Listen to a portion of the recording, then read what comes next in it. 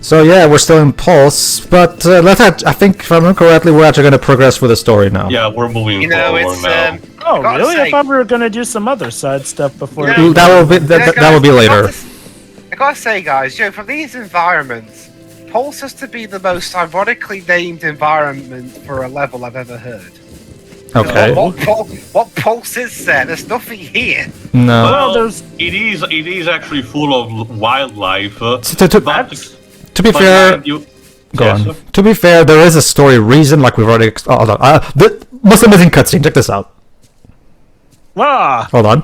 There's a way through here. No shit. No shit. You can teleport, apparently. Thank you.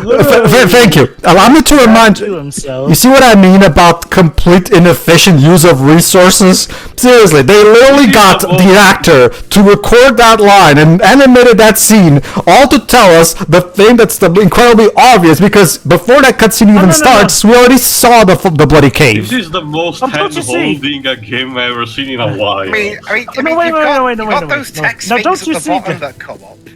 Now, don't you see, guys, in the original Japanese version, clearly what Snow here was saying was something of great intelligence that the dub just managed to ruin somehow. I mean, it is possible, but I have my doubts. Hey, but okay, that's the thing, Dwibs.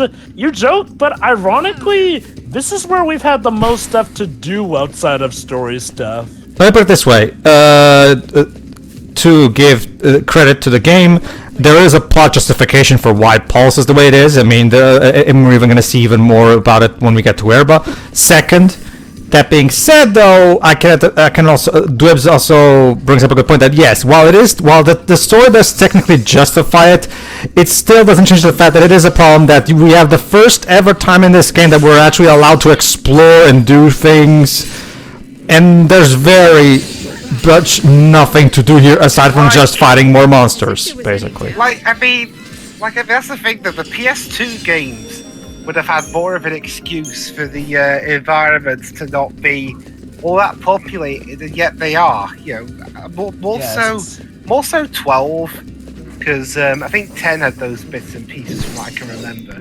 I had those sparsely populated areas. But even so, 10 still had more. I said in one of the early parts, Lives 10 has also ditches stuff like the open world map, but its levels try to be, one, more vertical, and two, more maze-like. So it gives it at least tries to put a bit of an illusion in order to masquerade the fact that there are a bunch of strings, just put in different places. This game tries sometimes, but as you can also see from stuff like the maps and the mini-maps, it's not nearly enough.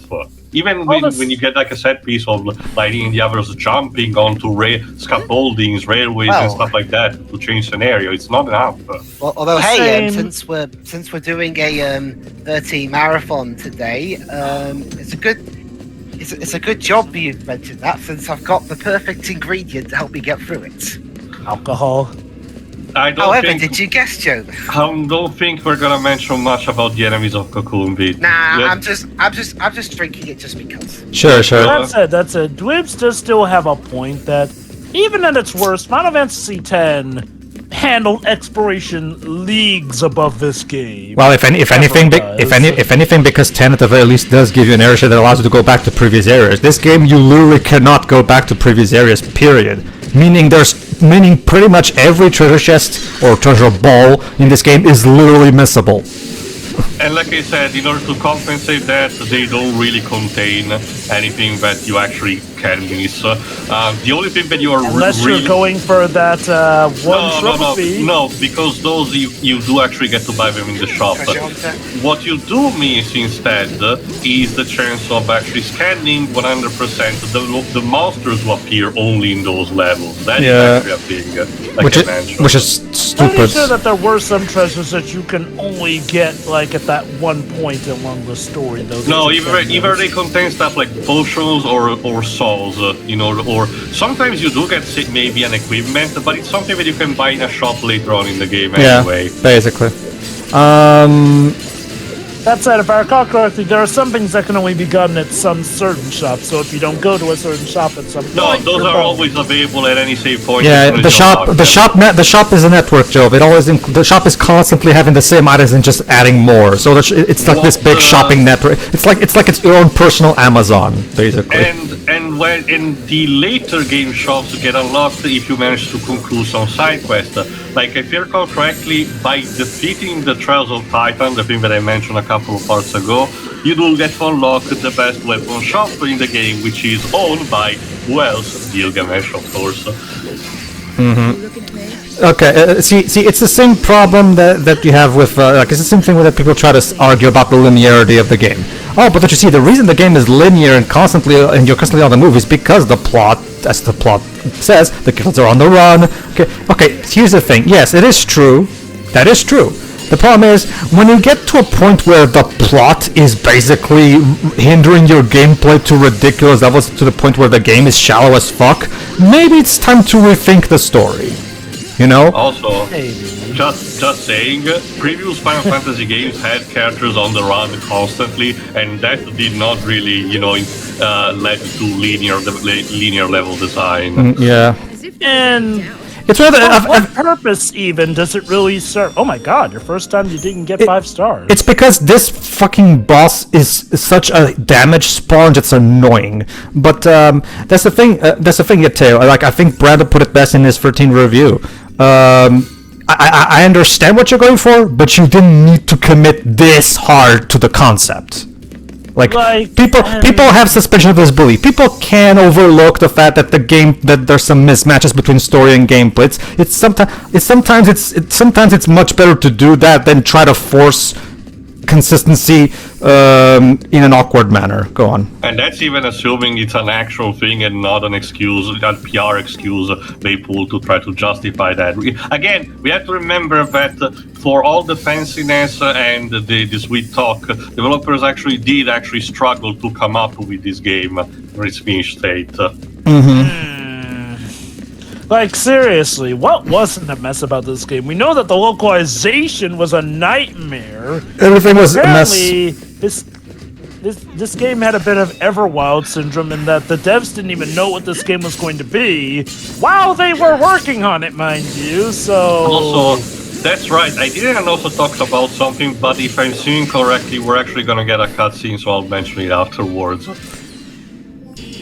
Okay, so I'll admit, I kind of forgot that this is actually technically part of the story because from what I remember the first time we went, all I remember is just us showing up in Pulse and then going straight to Oerba. That's because, Jova, in this particular level, first we're meeting a particular beast, but also we're getting a call back to one of the early parts of the game. Oh no, I get that. I legit don't remember any story parts in between us coming to Pulse and then going to Oerba. No, sure. This particular bit goes by really fast, so it doesn't really sink in. So yeah, I understand that. That's true. Then again, we were able to build our village on land cleared by fal'Cie. Much like on Cocoon, the fal'Cies of Pulse serve to, terraform the environment. I can tell that they took advantage of chapter 11 to save a bit on the budget because chapter 11 is noticeably absent in mocapped cutscenes. Most of the cutscenes in this chapter are mostly just using animation rigs rather than mocap. And how weird is it that I remember stuff from this chapter the least, even though this should technically be the chapter that I remember the most because it's the most like a Final Fantasy game. The problem is that, again, like, it's one of those cases where, yeah, you have a good overworld map here, like, can we actually put stuff in it? And I suppose, to be fair, during our original run, we didn't even look at the side stuff, but even still. Anyway, Mahabharata is an underground labyrinth of tunnels excavated by the fal'Cie Atomos. We're going to see him in a moment. The advanced civilization of Grand Pulse once established mining Operation Zero, targeting the mineral and ore deposits exposited by the fal'Cie's digging. Long abandoned engineering and excavation drones are now the only traces of human society that remain, the miners having disappeared long ago. Because, you know what would have been nice to see more of in this game, honestly? More of legit how fal'Cie do work with humans. Because, oh sure, yeah, we're told, and we see, like, some fal'Cie do this or that. But more often than not, we're against the fal'Cie, and we don't really see what the fal'Cie are like in their normal happenstance here. Well, again, in general, it's because of how the system is created. The idea that the fal'Cies are these demigods, not completely gods, like I said. Pulse and Lindsay are the above in terms of hierarchy, but the fal'Cies are these demigods who are only preoccupied to make sure the world in a physical sense works as intended, and that the humans, can stay in their place, not cause too much of a nuisance, but at the same time do not die too much. Sorry, go on. I feel like a missed potential is us getting to see more of that. Like, again, in regards to fal'Cie, we kind of only get bare basics like, oh, this guy turns on and off the sun in Cocoon, or hey, this guy does something and that provides energy for people. Let's just go with that. Okay, I'm not sure because it might count as a slight spoiler, but have you played Horizon Zero Dawn, Jova, the first one? Yeah. It's kind of similar to the system in that game. You have the central unit, in this case Orphan when it comes to Cocoon, and the different other functions just regulate part of the environment, but there are nothing more. If anything, again, giving them the names of the traditional summons of the franchise, it's more of a fancy to give an identity to these fal'Cies. But as we've seen, outside of a few occasions, they barely resemble what they're supposed to be. Well, I mean, again, I don't mind that in itself because I have seen, monsters and summons change appearance over the franchise, so it's kind of a natural thing. And again, 12, for example, gave those names to airships anyway, so... but at the same time, you could have renamed that like Unit Alpha, Unit Beta, and so on, and it really wouldn't change much. Yeah, basically. That's...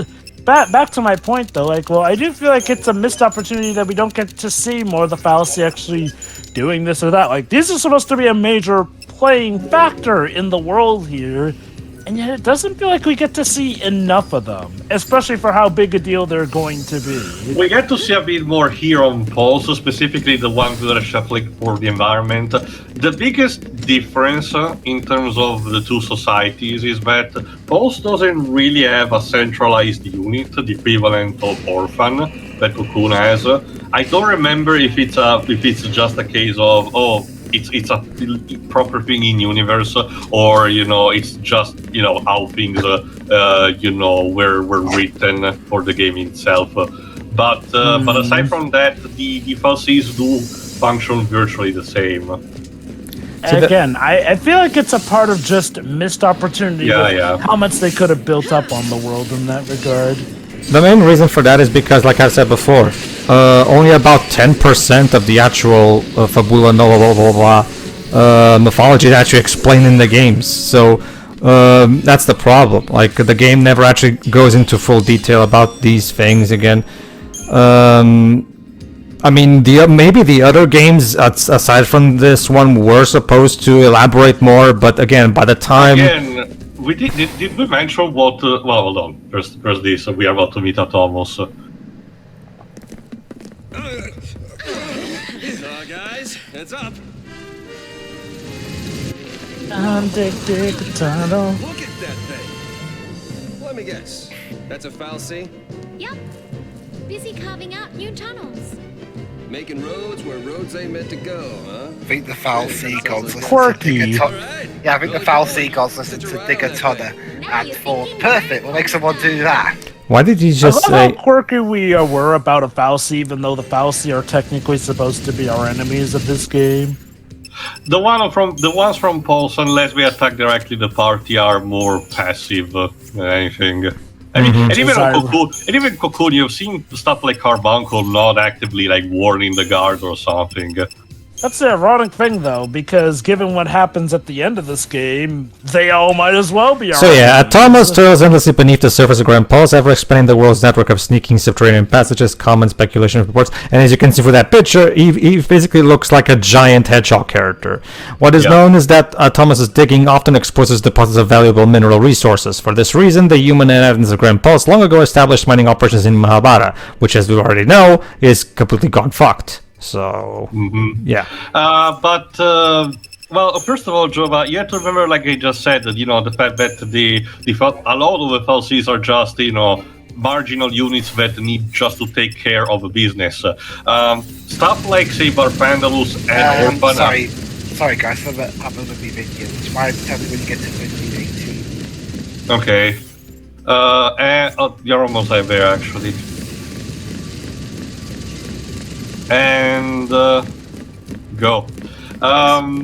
First of all, Jova, like I said, the exceptions are stuff like Barpandalus, not just because they have kind of like a conscience, but again, the idea of the fal'Cies being more god as machines, it's more of a case of even with sentience, they do not have complete control of themselves. That is the entire reason why they need the Seas to do their work, because they cannot produce action. Sure, Barpandalus does seem to actually possess a bit of control, but it's still not enough to accomplish the goals. Otherwise, he would have done that himself, a long time ago for what they wanted to do. But here's what we haven't said. I think we did mention in the original run, but just for Kings, back when it was supposed to be part of the Pablo Crystallis, versus 13, the original game where Noctis was supposed to be protagonist and everything, was supposed to take place in the deep underground of Pulse, believe it or not. That's the entire reason why Insomnia was supposed to be plunged into eternal darkness, because it was literally an underground cave. Think of it kind of like the future London twist of, the original Layton game. I thought the twist was supposed to be that it took place inside of Cocoon's core or something like that. No, that's because, remember, Cocoon is a dinosaur sphere, so... hold on. Cutscene now. This is important as well. Okay. Yeah, we're still missing something. Flowers! He just says cool, and it's interesting you say that. It's interesting you say that, because Vanille agrees with you, as demonstrated now. Ugh. Could you please? What are we doing with our lives? Vanille, please. Seriously, so... So now you're going, oh please. In the original run, when I was telling her to stop, you were like, she's just happy, you said. Yeah, sarcasm. I don't know. Yeah, I mean, British sarcasm, that's a thing. But yeah. I became Ragnarok. I scarred Cocoon. And I left Grand Pulse in this mess. That's why her mark is actually white. So there you go. Fang just remembered the whole thing that Vanille hit for her back in the day. Like she knew for a while at the very least. And Vanille blew up the planet. No. And this is apparently what triggers Vanille's Eidolon? Seriously? I mean, we had to get our Eidolon out at some point, I guess. I mean, I'll be fair. It's funny enough. It's one of the better. And just like with Santa, sorry, go on.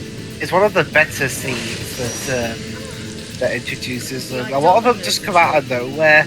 Vanille, at least, is in sheer disbelief and anger that her friend would just blame herself like that. I do believe it, just like we hope we had better occasions in the past for this to happen.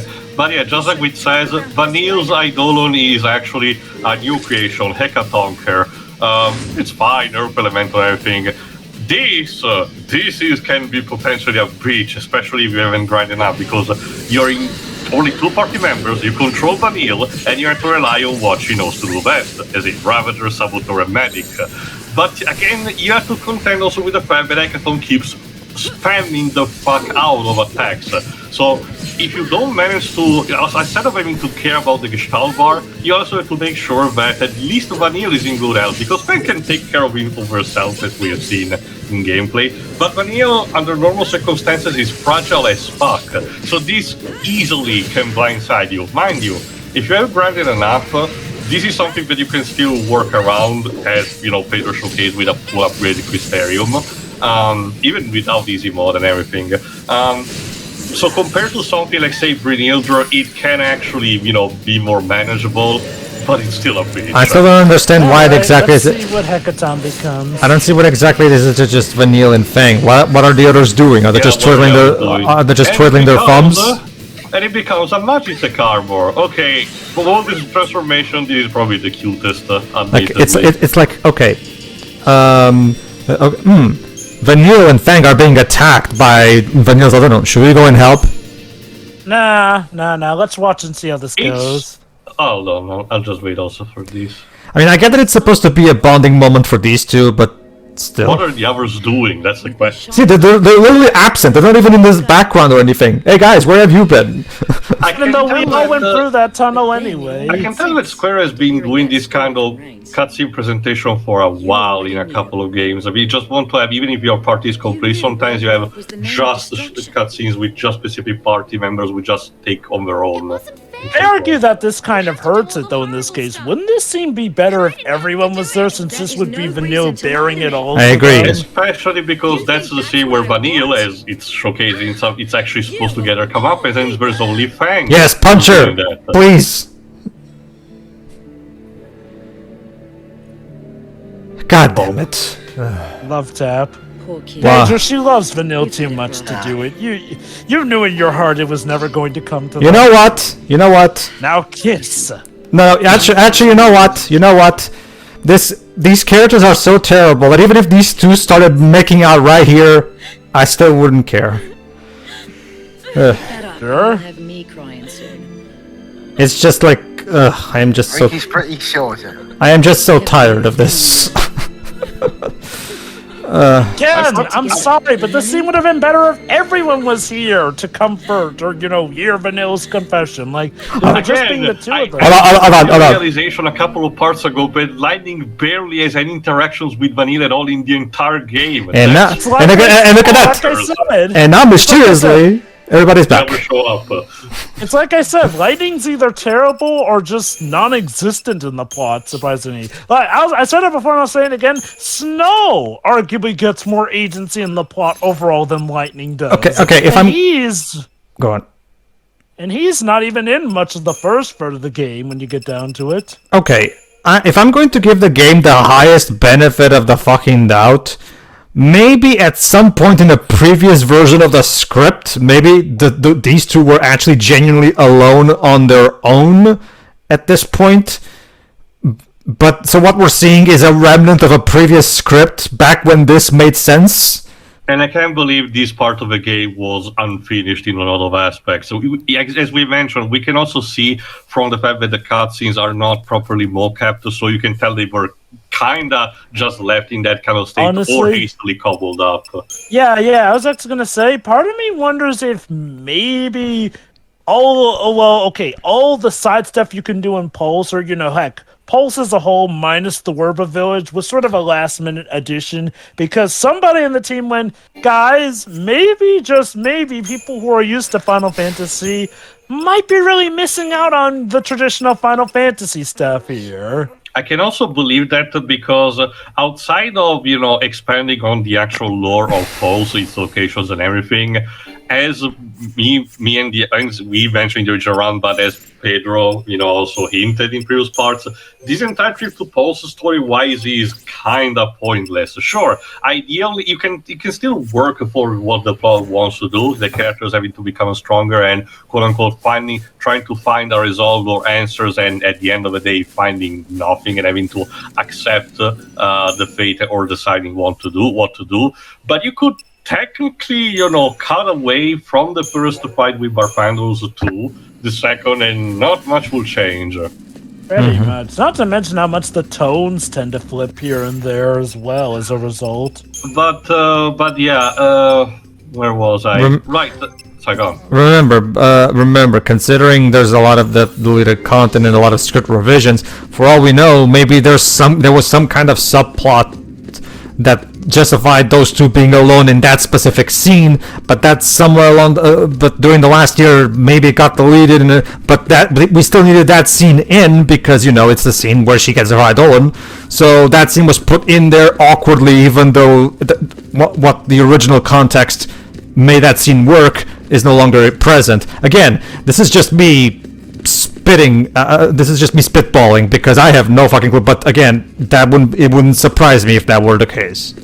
Okay, for the sake of argument, let's say that Square actually got desperate enough to make a remake of 13.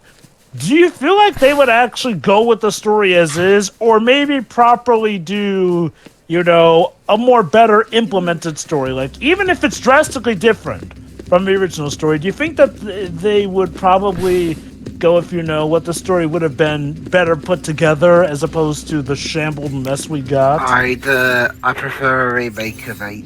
Probably. They probably would. I would too, Dwibs. What I'm speaking of is a hypothetical situation wherein Square get desperate enough to remake 13. Like, look, I said it before, 8 is a much better game, a much better story on all accounts compared to this. So let's showcase Hope's Eidolon.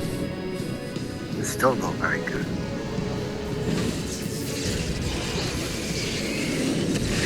Hope, is it just me? It sounds like you've aged 5 years when you said that. Need your help, big guy. Okay, so yeah, Alexander's a big giant dude who fights songs and that now. Let's check out this transformation. There you go. Again, I get what we're going for, the idea of trying to become more like an actual fortress like this, but this design is still not doing it much for me. Okay, let's do this. Welcome to Hope Castle. Yeah, basically. Like, there's a lot to be said in remaking a game that's, or remaking anything that was less popular, because of the reception for more popular remakes, but I feel like it would be a lot harder to sell people on a remake of this compared to 8. Yeah, that's the thing. Oh yeah, okay, that's the thing. People actually have good reasons to like it. Does it have problems? Yes, but does it feel as irredeemable a mess? No. 13, on the other hand, though, from pretty much the moment the word go, is a terrible mess. Like, let's keep in mind, it's not like things started off well and became a mess. Like, no, things were a mess from the start. We barely had an idea of how the plot was going proper. Lightning was already being an unlikable dick, and Hope... Yeah, again, Hope somehow took a man who was trying to save his mother from falling, as in he got her killed. Yes, some elaboration, but still pretty bad and dumb on his part.